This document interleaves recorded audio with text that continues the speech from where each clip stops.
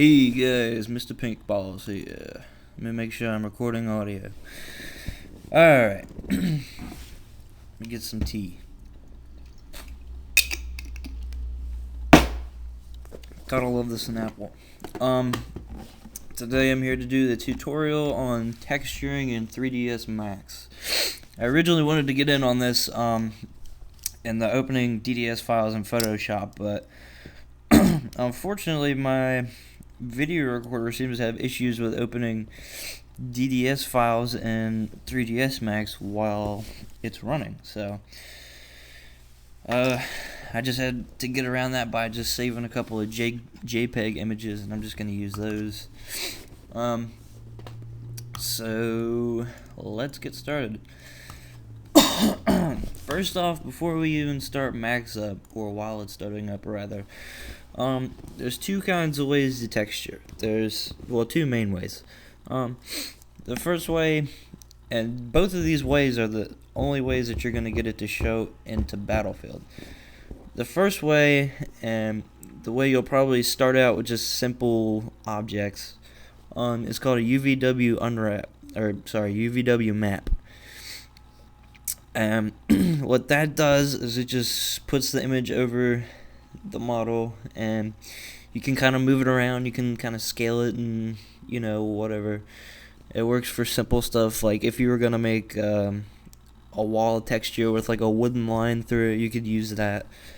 The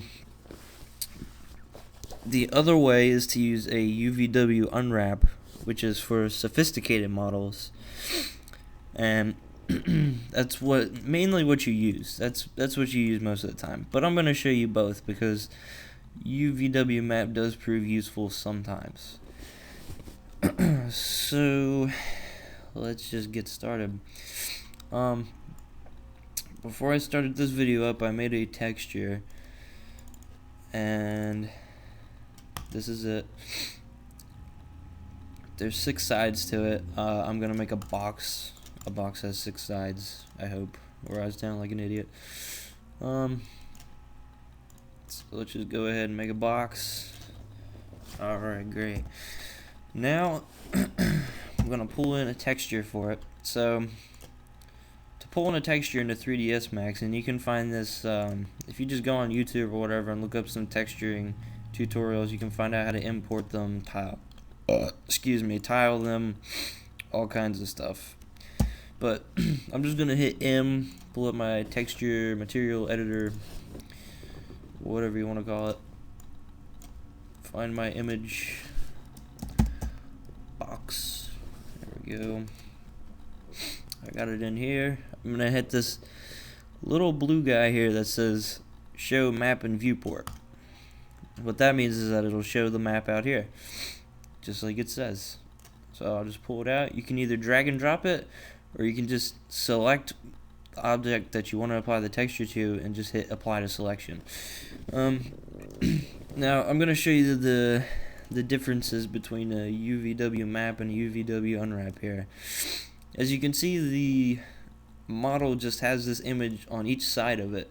If I was to take this model and export it into Battlefield as of just like this, it would not show a texture because there is no mapping for the texture.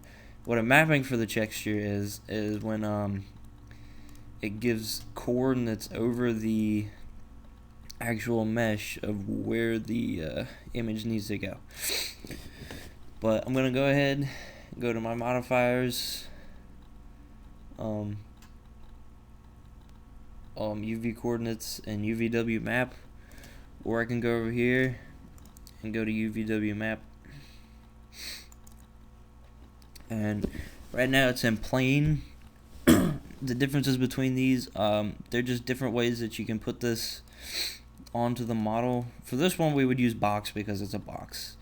You could use plain as well, that would work. It's just a little bit different.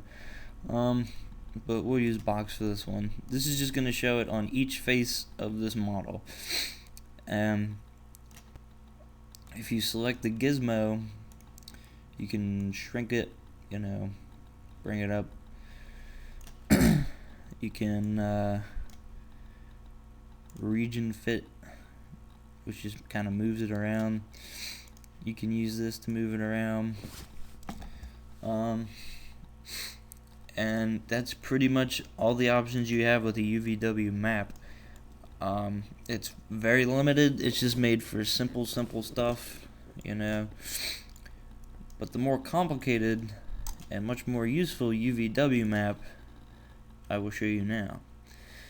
After you apply a UVW map,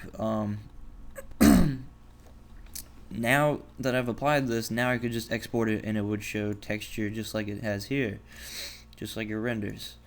But we're not going to do that. So we're going to go to Unwrap UVW.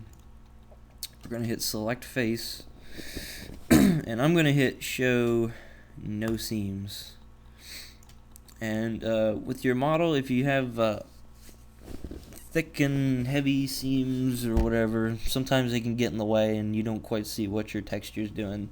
But you can do what you want. I prefer no seams. The UVW Unwrap automatically has Ignore Backfacing checked.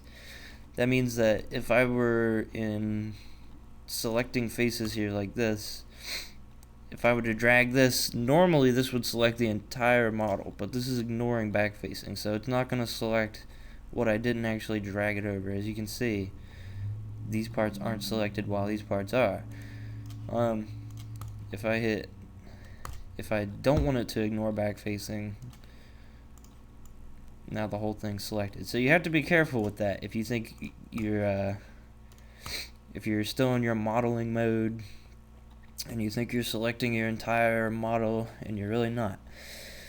But I'm just gonna leave that like it is for now. Now to start editing the texture, you're gonna go down to the parameters and hit edit. As you can see here, this what the hell is this? What do I do with this? Well, this is the whole model. It's kind of compressed, so we have to uncompress it. So there's a number of ways to do this, and they're all up in the mapping tab. First thing you do is drag over all your verts in the Edit UVW's window. Excuse me. And you're going to go up to mapping, and you can either go to flatten mapping, normal mapping, or unfold mapping. Unfold mapping is pretty much useless. I don't know what they use it for. I've never used it. It just makes shit go wrong. But normal mapping I do use quite a bit. These are pretty much self-explanatory. If you just play around with them a little bit, you'll get the hang of it. But flatten mapping is mainly what you use. So you go to flatten mapping, everything will already be it froze up on me here.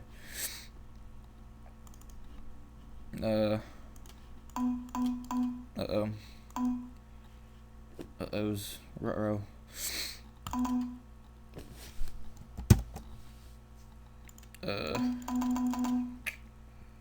Fuck. Let's try that again. Never had that happen before. I'm sure it's a stupid recorder.